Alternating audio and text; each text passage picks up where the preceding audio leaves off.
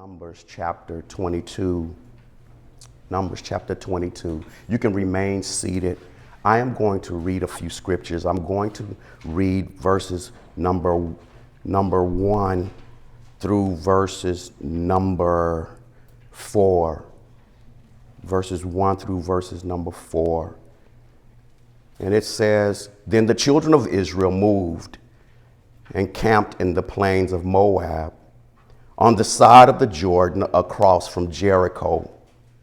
Now Balak the son of Zippor saw all that Israel had done to the Amorites, and Moab was exceedingly afraid of the people because they were many. And Moab was sick with dread because of the children of Israel." I'm going to ask if you would to turn back to chapter 21, verses 21 through verses 26. "Then Israel sent messengers to Sihon, king of the Amorites, saying, 'Let me pass through your land. We will not turn aside into fields or vineyards. We will not drink water from wells. We will go by the king's highway until we have passed through your territory.' But Sihon would not allow Israel to pass through his territory. So Sihon gathered all his people together and went out against Israel in the wilderness. And he came to Jahaz and fought against Israel. Then Israel defeated him with the edge of the sword and took possession of his land, from the Arnon to the Jabbok, as far as the people of Ammon, for the border of the people of Ammon was fortified. So Israel took all these cities, and Israel dwelt in all the cities of the Amorites, in Heshbon, and in all its villages. For Heshbon was the city of Sihon, king of the Amorites, who had fought against the former king of Moab, and had taken all his land from his hand as far as the Arnon." I have read to you quite a few verses, and for those of you who read your Bibles, you can go back and reread what I have read and maybe some more. As our subject has been over the last 6 weeks, when God says no, we're going to close this series out on today. As the Lord has spoken, we will, just as I have said in times past, I reserve the right to come back and preach this at a later point if he so chooses to lead me back. But today, as we attempt to close out this series, as we have dealt very particularly and intrinsically about when God says no, we have dealt with the characters that lie within the scripture. We have talked extensively about King Balak. We have talked extensively about Balaam. We have talked about Balaam's servants. We have talked about the donkey. We have talked about the host of many things that have protruded from the scriptures in chapter 22. I have gone back to where we have started in our first message, the first message of this series, and I've gone back. The Lord led me back here to close out because many of us don't understand why it is such a big deal that King Balak would want to have the children of Israel or the Israelites cursed coming into his territory. And so it was essential that as we have spent all of this time talking about when God says no, I believe that it is important for us to really see our own circumstance, see yourself personally. It is my endeavor that I not stand here and talk about what happened many years ago, and here it is in 2021 in your own life, in your own family, in your own career. There is havoc being wreaked in your own life, and it seems as if you can't seem to make any headway. It seems like when you get 5 steps ahead, you move 10 steps back or get pushed 10 steps back. Seems like when you start to celebrate the victory, seems like defeat is right around the corner.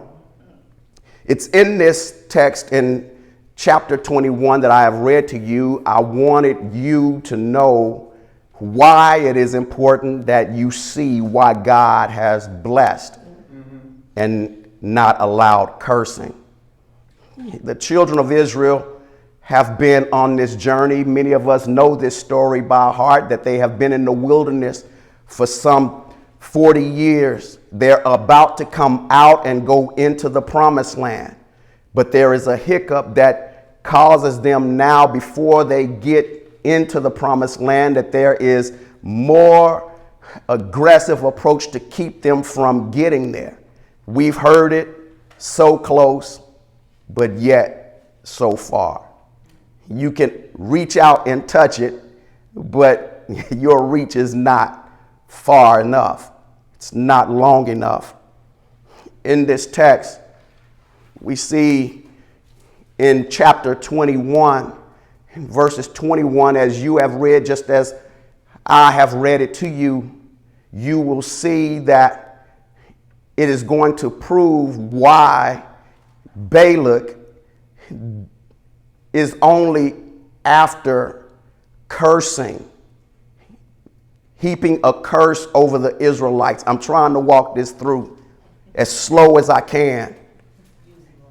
Why it is that he is relentless in getting them cursed, and he's standing far away. It is simply because he has seen what has happened when those who would approach God's chosen, the one that God has blessed, and they approach them with such aggression and such venom that it says in 21 that even going through where the King Sion's territory was, that King Sion, all they wanted to do was just pass through. They didn't want to stop at the restaurant. They didn't want to make a rest stop. They didn't want to use the restroom. They didn't want any water. They didn't want any food. They just said, just let us drive down through 75. We don't want to get off on the service road. We don't want to turn off on Spring Creek. We just want to just drive straight down 75 to get to where we're going. And this King Sion decided at this point that he would say, no, you can't even come down the King's Highway, which is the main avenue, which is the main thoroughfare. Everyone travels the King's Highway. Everyone. But he said, no, you can't even come the King's Highway. Stay where you are. They're so close, but yet so far. It's at this point that Sihon decides that at this point that he is going to not just say, no, you can't come in, but now I'm going to launch an attack against you. I'm going to come out to fight you. He doesn't know their reputation. He just believes that they just want access to get to where they're going. So he believes he's going to bully his way in order to get his way. He's at this point that as Sihon is determined that he's not going to let them through, that he has gathered all of his soldiers and all of his people, and they launch an attack against Israel. And when they launch an attack, y'all know, oftentimes you believe that the people that you look at, you size them up and you believe that they're an easy pushover. Now, I know some of y'all may not be able to relate to this, but I can relate to this. Growing up and being small and skinny, growing up in the projects in Las Vegas, and understanding that people would often mistaken my size for being an easy pushover. It would be growing up that they would think that he's skinny, he's scrawny, he can't lift much, he can't do much. So I would find on occasion that people would try me simply because of who they saw me to be and not knowing who God said I was. And it would be at that young age that I would have to defend myself, simply because those people thought that they could take from me the things that belong to me.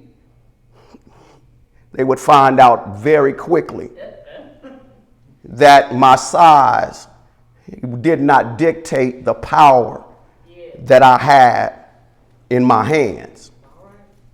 And they would learn very quickly that I was not one of the ones that they would want to mess with. It's in this text that Sihon thought they would be an easy pushover.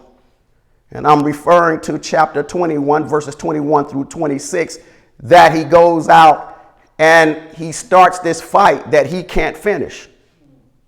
And as a result, what he does is he succumbs to his own tactic, where the Israelites not only fight with him, they overtake him and take all of his territory. Take everything he has, all the cities that he has. They didn't want anything. They didn't want to stop at any of his cities. All they wanted was to pass through, but he said no. And as a result, I'm going to make sure you don't come through, and I'm going to attack you. It's at this point that the Israelites put up a fight and wipe them out. This brings us to 22, because now we see why Balak won't go out and fight them, because of their reputation. He won't be aggressive in approaching them because of the reputation that they have in annihilating their enemy. So what he would decide to do is to circumvent that one and go around and have someone else do his dirty work. And he believes that physically he can't do his attacking and be successful, so he must do it in a spiritual way. He would go to someone and have them to prophesy over them. I am in this place specifically on today for many of us who are here, whether you are having difficulty on your job, whether you're having difficulty with your family, difficulty with your neighbors, or just difficulty with yourself, that God spoke over Israel and said that you are blessed. And no matter what anyone says about you or to you, you will always be blessed. And you are under the sound of my voice and you don't feel blessed. But I'm here to tell you that God has said that you are blessed. And there is nothing no one can say to you that will change your being blessed. It is crazy, because those of us who struggle with accepting who God says we are often will speak opposite of what God has said. When God has said you are blessed, you will say I'm a failure. When God will say that you are blessed, you will say that I am defeated. When God has said you are blessed, you will say I can't make it. I can't do this anymore. I'm done. I am fed up. When God says no, don't give up. I have already heaped upon you blessings. Yes. But it is us who will accept the curse. We will speak the curse over our own lives and walk in that and still want God to endorse what we speak over our own lives.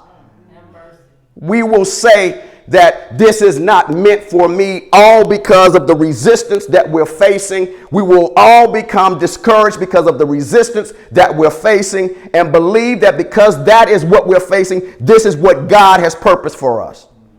When in fact, that's not it at all. The truth is, God created you and I with durability, a part of the package. That whenever we face something that is conflicting in our lives, it is up on us. The responsibility is on us to stand firm and to fight back. Now, the fight might be different. Might not be with hands. It might not be with weapons that you can see. Notice I said with weapons you can see. Remember I told y'all everybody thought that I was scrawny and weak and an easy pushover. They couldn't see with the natural eye what God had placed in my hands. They couldn't see with the natural eye what God had placed in my heart, which is being, conscious enough and aware enough to say that I believe so much in who I am that I'm willing to fight for it. We've got to this point now, y'all, where we don't want to fight because we think the godly way is to just let them have it and to be the meek and humble lamb and let them just run over you. But the truth be told, I will say this, I'm a lamb, but the lamb bites back. The lamb bites back. And it's not people that the lamb bites back, but the enemy in this day and time is triggered. He's triggered because he knows that God has blessed you. He knows that there's a blessing over your life, and all he does is try to stick a wrench or a screwdriver in the mechanics of what God is doing just to keep you stalled long enough to believe that what God has ordained is not of God. I'm at this point where the children of Israel don't know that Balak is speaking a curse. There's dialogue between Balak and Balaam, but they don't know it. Only God knows it.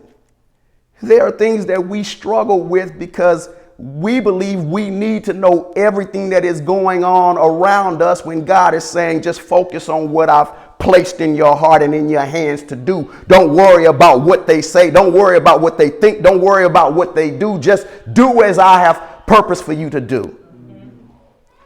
I want you, those of you who are in this room, I want you to look around. Just look around. Just look around. Just look around. Just look around.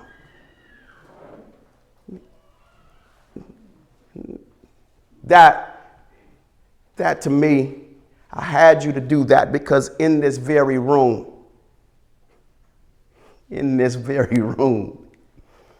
before the Gate Church came into this room, an optometrist was in this room.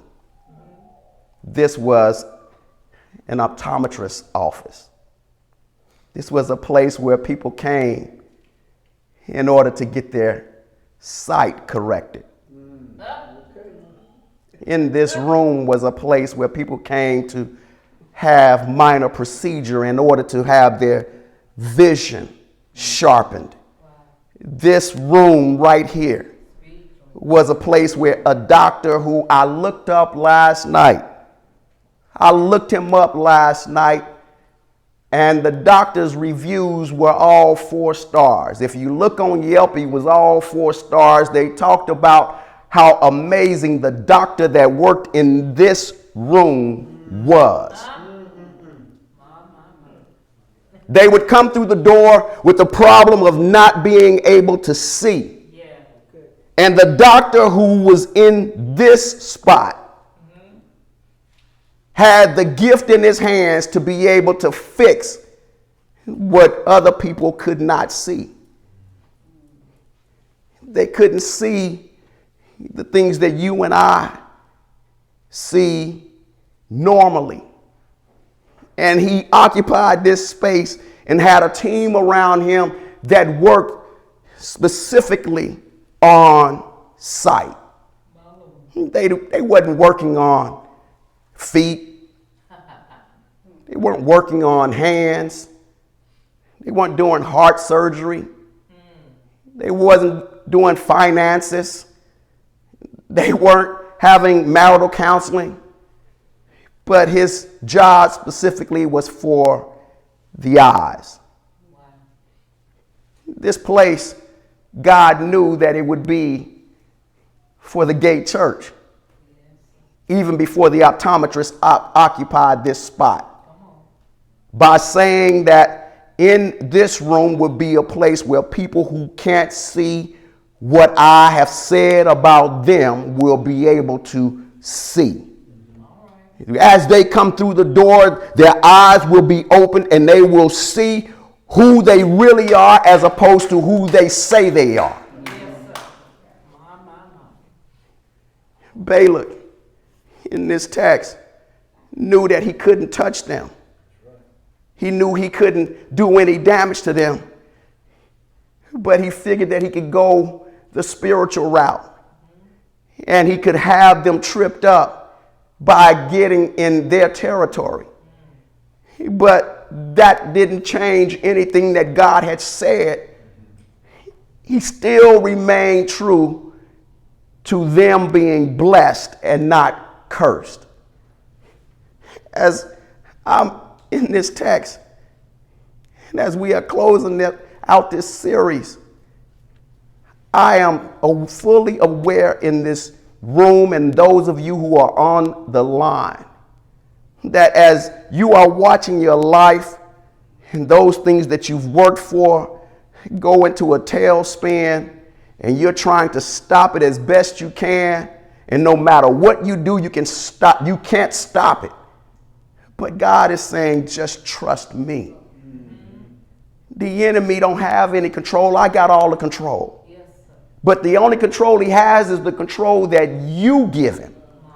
Not the control that I give him. It's the control that you give him. When God says no to all of us in this room, that's N-O. When he says no, you and I have to know. K-N-O-W. Who he really is. Yes, sir. What he is really out to do and accomplish through our own lives and in our own lives. That God is not sitting back just watching things fall apart and clapping his hands and enjoying that everything is falling apart. He is saying that is not what I purpose for you. I desire that you would fight for the very thing that I've given you. Don't lay down. Don't give up. Don't just roll over.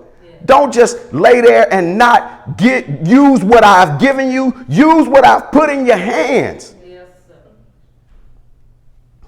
sir. Sion had barked upon the wrong tree. He thought that he would go and annihilate them, and as a result, he loses everything, including his life and everyone associated with him. We've discovered in this text that there are people who are around us. They may not necessarily be your enemy, but they're not your friend either. They may be smiling in your face, but behind your back, they're plotting your demise. Yeah. Some of us know what this is like. I know I'm speaking to someone today because I know this is true. You are in these relationships, and in particular, you're on your job. And you know that there's that person. You can't really put your finger on what it is about that person that you just can't be settled with. They smile. They say good morning.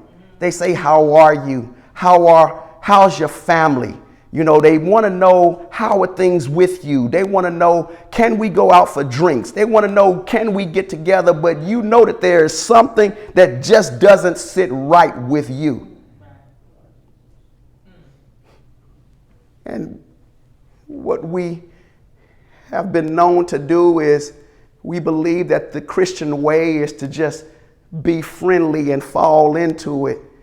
And we end up going to lunch. We end up opening ourselves and exposing the very intricate details of our lives to those people, and not knowing that those people are looking for a chink in your armor. Wow. That as you sit at lunch with them, they are trying to find out what's happening in your marriage, what's happening in your family, what's happening in your mind, what's happening in your thought process, what's happening in your body. Why is that? Because I want to use this in order to bring you down. They're not that close, Balak understood that tactic. In this text, he understood that he couldn't fight them one-on-one, but he could take someone around and show them the different sides of who they were. I'm going to say this, and I'm about to close. As Israel would camp close to King Balak, they would let their guard down. They would become accustomed to their surroundings. They would become accustomed with the people who would be on the other side, but waving, saying you can't come through, but we can party together. Waving and saying you can't come down the King's Highway, but we can sit down and break bread together. What ultimately ends up happening is, as God has made it known that the Israelites were blessed, that nothing could change that except themselves, they would fall into sin because they started hanging out with the enemy that they thought was their friend. They started hanging out with the enemy that thought that they meant them even more good, when in fact they would succumb to hanging around people that they really didn't know. Today, as we're sitting here, the world is trying to figure out what we're doing, where we're going, and as we fight with one another, as we fight about COVID, as we fight about money, as we fight about allies and allegiances, we find that really, the truth be told, the only one that we can count on is God. So when God says no, you and I have to know, K-N-O-W, why he is saying no. I've come through this series and I've learned a whole lot more about me. As the pastor, many of us believe that those who preach the gospel are exempt from the trials and trouble. That those of you who are listening to me now, you're probably sitting there now saying, you don't know what I'm going through. You don't know what I dealt with on last night. You don't understand exactly. How can you relate to me? And the truth be told, I'm saying the same thing about you. You don't know what kept me up last night. You don't know exactly what I'm concerned with, but the one thing that I can rest on right now is that God is for me and he's not against me. I may not understand what it is that I'm going through, but he has made it known that I am for you. Let me say this, and I mean it, and I'm done. As the children of Israel would beat up on King Sion, they did not get a big head and go around start bullying everybody because they had the power to do it. They remained courteous. They remained lovable. That's why they would walk up on Balak and they would offer the same thing that they offered King Sion. Just let us walk through and we won't get off the highway. Sion thought that at this point that he could take everything that they had in their possession, take their promise and their purpose. But God has purpose for you. Everything that you have and everything that you're going to have, but the enemy is going to make every effort to strip you of what it is that God has purpose for you. And he knows he can't take it from you, but he wants to hijack you. He'll make you leave it and abandon it so that you can say to God that he's the one that didn't provide for you, that didn't give to you.